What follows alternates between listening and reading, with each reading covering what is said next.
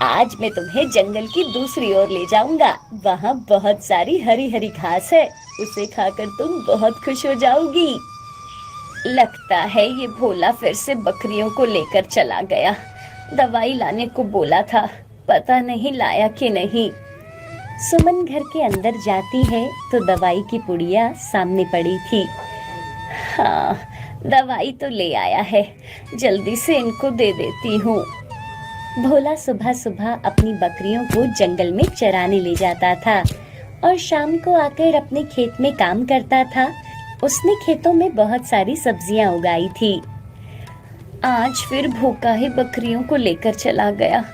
अब हमारी ये सब्जियां बेचने लायक होने वाली हैं, फिर सब ठीक हो जाएगा।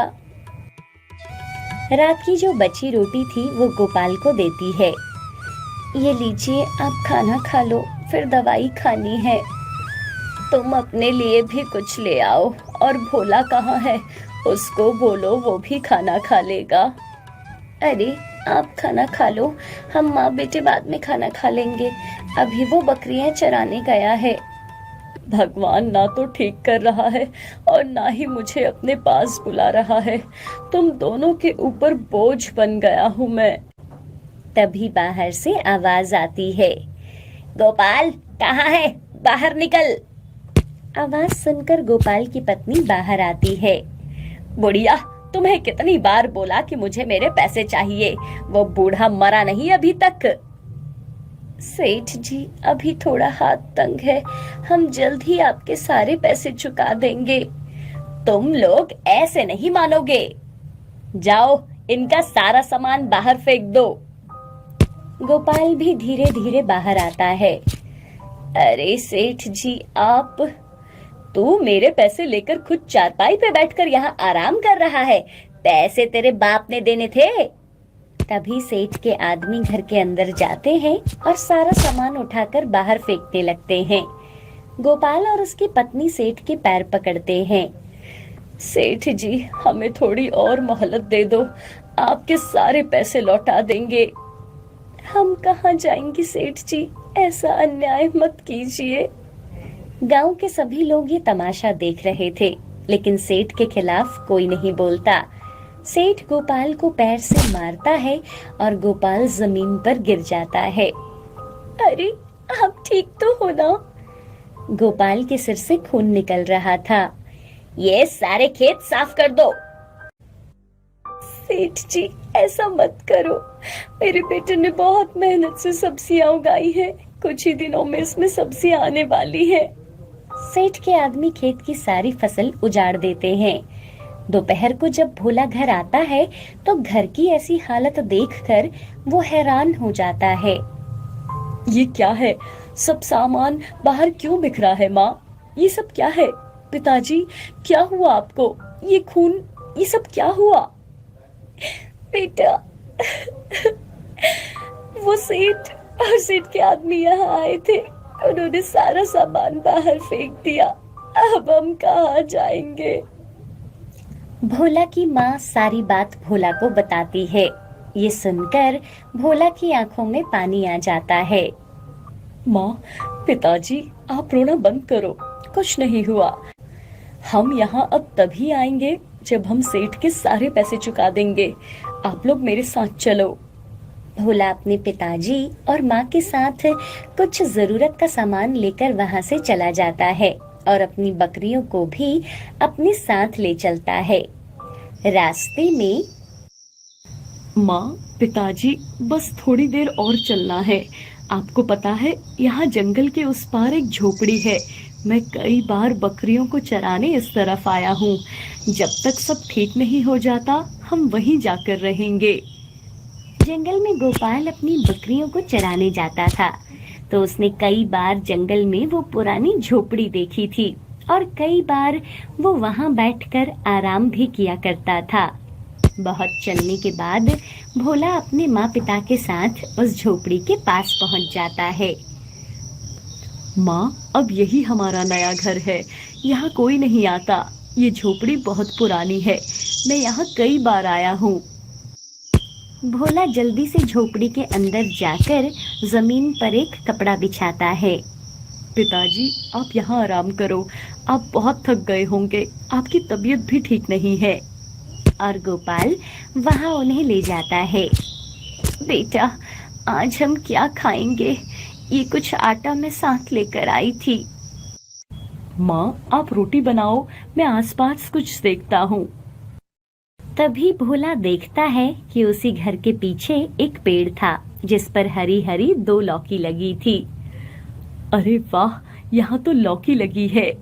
माँ, आज की सब्जी का इंतजाम हो गया है, तू बस जल्दी से आग जला दे। और भोला बेल पर लटकी लौकी को बेल से उतारता है और उसे अपनी माँ को देता है। उसकी माँ उस लौकी को काटती है और उसकी सब्जी बनाती है और सब मिलकर खाना खाते हैं। फिर वो सो जाते हैं। अगले दिन सुबह गोपाल जल्दी उठकर बाहर घूम रहा था। अरे भोला, सुमन, तुम दोनों जल्दी उठो और यहाँ देखो। भोला और उसकी माँ गोपाल की आवाज सुनकर उठते हैं। सुमन अपने पति को एकदम ठीक घूमते हुए देखकर हैरान हो जाती है। अरे, आप तो बिल्कुल ठीक हो गए हो। हाँ पिताजी, आप तो एकदम ठीक लग रहे हो, जैसे आपको कुछ हुआ ही ना हो। हाँ हाँ, मैं बिल्कुल ठीक हूँ, लेकिन मेरे साथ जल्दी बाहर चलो, देखो बाहर क्या है। सब बाहर जाते हैं और देखते हैं कि घर के पीछे जो पेड़ था वो पूरा लौकी से भरा पड़ा था। अरे, ये कैसे संभव हो सकता है? कल तो यहाँ सिर्फ दो लौकी थी जो मैंने तोड़ ली थी। आज ये पूरा पेड़ लौकियों से कैसे भरा है? इतनी लौकी तो मैंने कभी नहीं देखी। ये लौकी की बेल तो पूरे पेड़ पर फैली हुई है।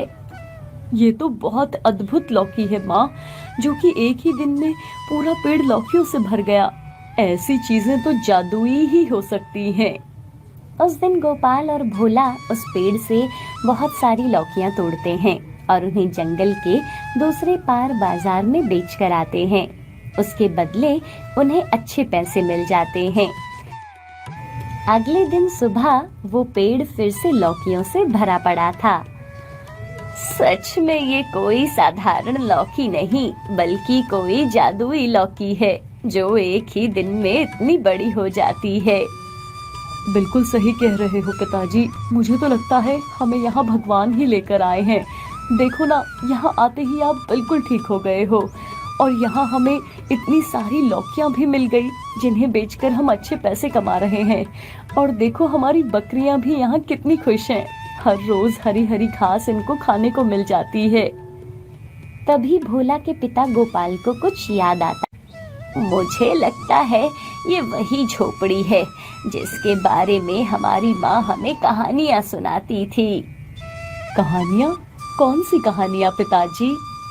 मैंने तो कोई कहानी नहीं सुनी। माँ बताती थी कि जंगल के दूसरे पार कोई साधु शिव भगवान की भक्ति करता था। उसे किसी ने यहाँ देख लिया था, लेकिन उसके बाद सब लोग मिलकर वहाँ गए तो वहाँ कोई नहीं था। ऐसा माना जाता है कि वो उस आदमी के देखते ही वहाँ से गायब हो गया था। अच्छा, तो ये झोपड़ी उसने बनाई होगी और क्या पता ये लौकी भी उसी की शक्तियों से उगी हो। उन सबको वहाँ रहते हुए कुछ महीने बीत गए थे। कुछ ही समय में भोला अपने सारे पैसे चुका देता है और अपनी जमीन और सेठ से घर को वापस ले लेता है। माँ, पिताजी, हमें हमारी जमीन और घर वापस मिल गया है। मैंने सेठ के सारे पैसे लौटा दिए हैं। भगवान, इस लौकी की बेल की वजह से ही ये सब हो पाया है।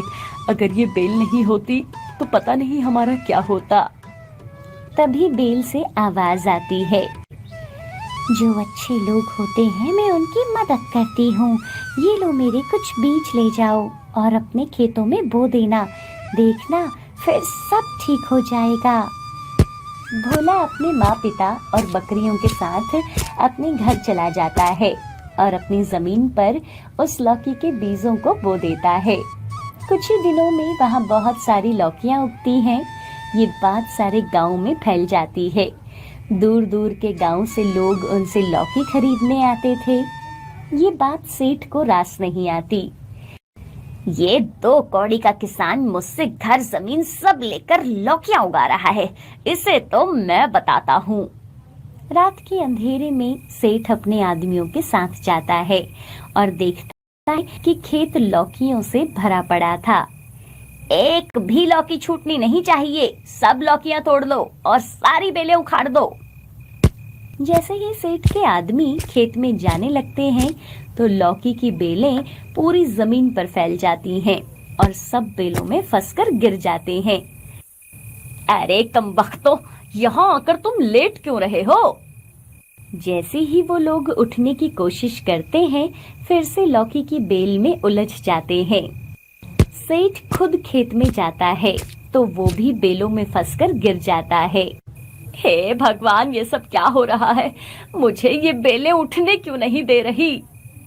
तभी सामने से बड़ी बड़ी गायों का झुंड उनकी तरफ आने लगता है। अरे गाय आ रही है, अरे कोई मुझे बाहर खींचो, मुझे बचाओ। सेठ के आदमी कैसे भी करके खुद खेत से बाहर निकल जाते हैं और वहां से भाग जाते हैं। अरे कहाँ भाग रहे हो? मुझे बचाओ, मैं तुम्हें जान से मार दूंगा, छोड़ूंगा नहीं तुम नमक हरामों को। सेठ कैसे भी करके उन लौकी की बेलों से खुद को छुड़ाता है और गाय से डरता हुआ अपने घर भाग जाता है। भगवान, आज तूने मुझे बचा लिया, आज के बाद मैं वहां कभी नहीं जाऊंगा। अब भोला लौकी बेचकर गांव का सबसे अमीर आदमी बन जाता है और अब लोग मदद के लिए सेठ के पास नहीं जाते थे, बल्कि गोपाल के घर जाया करते थे और गोपाल और भोला सबकी मदद किया करते थे। श्याम एक गरीब किसान था। वो अपने खेतों में खूब मेहनत करता था और उससे